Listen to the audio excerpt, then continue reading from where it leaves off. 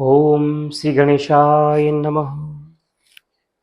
साथियों, आप सबका हमारे YouTube चैनल ग्रहलोक में स्वागत है। मैं पंडित लोकेश पालीवाल आपके समक्ष उपस्थित हूँ। कन्या राशि का साप्ताहिक फलादेश। जी हाँ, 29 सितंबर से 5 अक्टूबर तक का यह फलादेश है और यह हम चंद्र कुंडली से बताते हैं। चंद्र कुंडली का जो फलादेश रहता है वो 40-50% रहता है। लग्न कुंडली और चंद्र कुंडली जब दोनों मिलती है तो 80-90% फलादेश सही बैठता है। तो हम सारी गणनाएं चंद्रमा से कर बता रहे हैं, क्योंकि लाखों करोड़ों लोगों की कन्या राशि है। सबके लिए क्या क्या फल रहेगा, इसके लिए जो हमने प्रतिशत बताया है वो अक्सर सही रहेगा। साथ में हम ये बताना चाहेंगे कि इस सप्ताह में चंद्रमा धनु राशि, मकर राशि और कुंभ राशि में रहने वाली, तो आपको क्या ध्यान रखना है और क्या फल आपको प्राप्त रहेंगे, इसके ऊपर आप विशेष ध्यान रखेंगे तो अपने लाभांश का प्रतिशत बढ़ा सकते हैं। इस सप्ताह में आपके लिए जो योग बना हुआ है, सिंहासन योग, राजयोग बना हुआ है। सिंहासन में 4 पांव होते हैं, 4 पग होते हैं, एक चेयर होती है, सिंहासन के 4 पग होते हैं, पागे होते हैं। तो इस प्रकार से लग्न, चतुर्थ, सप्तम और दशम, जब भी केंद्र में अगर ग्रह आ जाते हैं, ज्यादातर सभी, तो निश्चित तौर पर पूर्ण सिंहासन योग बनता है। लेकिन यहाँ पे आपके कुछ ग्रह बाहर निकले हुए हैं, तो सिंहासन योग बन जरूर रहा है, क्योंकि चारों भावों में ग्रह आ रहे हैं। इस वजह से आपको विशेष फल की प्राप्ति रहेगी। आप जो चाह रहे हैं वो संभव शीघ्र ही मिल जाए। साथ में एक विशेष योग बना हुआ है, सूर्य बुधादित्य योग, जो लग्नस्थ बना हुआ है। आपके विचारों से, आपके कार्यों से, आपके चिंतन से विशेष लाभ प्राप्त होगा, अपने कर्म क्षेत्र से और अपने बुद्धि से। फिर व्यय का अंकुश रहेगा आपके ऊपर, आप अनायास खर्च नहीं करेंगे। जहां से लाभ प्राप्त होगा वहां, एवं जहां प्रतिष्ठा की बात आएगी वहां आप पीछे नहीं खिसकेंगे, अवश्य करेंगे। दूसरी बात ये कहना चाहूंगा, घर परिवार में आप पूर्ण समय दीजिए, उनसे बहस ना कीजिए, क्योंकि चतुर्थ चंद्रमा भी रहने वाला है, तो इसके ऊपर आप ध्यान रखेंगे तो अच्छा रहेगा। फिर अपनी संतान के ऊपर भी समय दीजिए, क्योंकि संतान भाव पर भी चंद्रमा आ रहा है और उसके विकास के लिए अगर आप समय निकालते हैं तो निश्चित तौर पर विशेष स्थितियां रहेगी। एवं यहां से कुछ न कुछ विशेष इन्वेस्टमेंट होता है, शेयर से संबंधित आकस्मिक लाभ प्राप्त करने के लिए भी यहां से इन्वेस्टमेंट किया जाता है, तो वो भी आप कर सकते हैं, लाभ की स्थिति आएगी। फिर उपासना, यदि उपासना पक्ष भी आप मजबूत रखते हैं तब भी आपको विशेष लाभ रहेगा, क्योंकि यहां से विद्या, बुद्धि, उपासना, संतान, लॉटरी, शेयर, अफेयर, सारी चीजें देखी जाती है। इन चीजों का आप विशेष लाभ प्राप्त कर सकते हैं।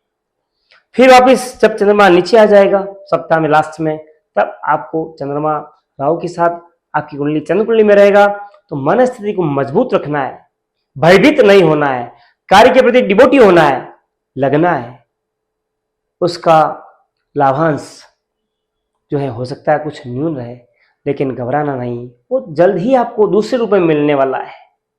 आपका चिंतन विशेष है, सूर्य बुधादित्य योग बना हुआ है। हालांकि बुध इसी सप्ताह में 2 अक्टूबर को राशि परिवर्तन कर कन्या से तुला में आ जाएंगे, प्रथम से द्वितीय हो जाएंगे। निश्चित तौर पर यह भी आपके लिए लाभकारी सिद्ध होगा।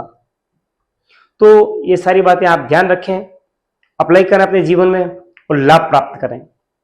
दूसरी विशेष बात, इस सप्ताह में नवरात्रि का आयोजन चल ही रहा है। अष्टमी, नवमी, दशमी सब रहेगी, विजयादशमी रहेगी। आप अपने परिवार में यदि अष्टमी मनाते हैं या नवमी मनाते हैं, उस दिन आपको माता जी के लिए विशेष भोग का निर्माण करना है और 9 कन्याओं को, 2 बटुक को भोजन कराना है, फल देना है और कुछ विशेष चीज देनी है। अब चिंतन करेंगे अपने परिवार के संग कि हम बच्चों को क्या दें, क्योंकि वो नवदुर्गा के रूप हैं, गणपति भैरव के रूप हैं। अगर आप उनकी कुछ विशेष करते हैं, निश्चित तौर पर पुण्य में वृद्धि होगी और लाभ में वृद्धि होगी, और आप जो सोच रहे हैं वो आपको प्राप्त होगा। विशेष बात यह है, इस सप्ताह में कौन सा दिन आपके लिए अच्छा बेस्ट रहने वाला है, अच्छा रहने वाला है। तो निश्चित तौर पर 1 और 2, फिर 29 और 30 ये रहने वाले हैं। फिर देखते हैं कौन सा कलर आपके लिए अच्छा है। तो ग्रीन कलर, रेड कलर बहुत अच्छा रहने वाला है आपके लिए, लाइट कलर भी अच्छे रहने वाले हैं। फिर देखें कौन से दिन को अवॉइड करना है। तो निश्चित तौर पर 4 और 5 को आपको अपने आप को मजबूत रखना होगा, तो अच्छा रहेगा, बढ़िया रहेगा। मन स्थिति को मजबूत रखेंगे, किसी के बहकावे में नहीं आएंगे, भयभीत नहीं होंगे, डिटरमाइंड रहेंगे, तो अच्छा रहेगा।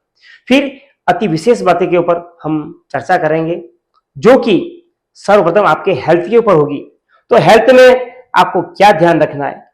आपको पांव संबंधी तकलीफ रह सकती है, पांव दर्द करेंगे, और आंख संबंधी भी कुछ समस्या रहती है, आंखों में पानी आना, खुजली चलना, और मुख संबंधी भी समस्या रह सकती है।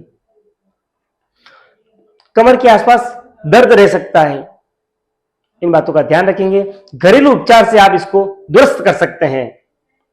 लव की बात करें तो लव की स्थिति मजबूत बनी हुई है, अच्छी बनी हुई है। फिर बात करेंगे रिलेशन की, तो आपके रिलेशंस दूसरों के साथ बहुत बहुत अच्छे रहते हैं। हर कोई आपसे प्रभावित है, हर कोई चाहता है कि मैं इसकी संगति करूं, तो रिलेशंस बहुत अच्छे हैं। सूर्य बुधादित्य योग आपको यह लाभ दे रहा है।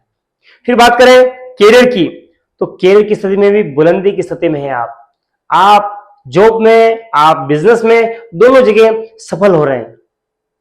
आप बैलेंसिंग रखें अपने आप को, एक कार्य नहीं, 2 कार्य नहीं, 3, 4 कार्य करने में आप माहिर हैं। सभी में आप अपना हस्तक्षेप रखिए, लाभ इतने प्रकार से आएगा। फिर बात करें मैरिज की, मैरिज के योग बने हुए हैं, निश्चित तौर पर बने हुए हैं। आपके अल्प प्रयासों में आपको पूर्ण सफलता मिल सकती है।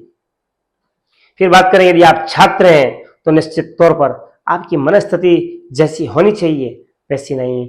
आप विषयांतर हुए हैं, मेहनत भी कर रहे हैं, लेकिन अन्य जगह भी आप एफर्ट्स कर रहे हैं।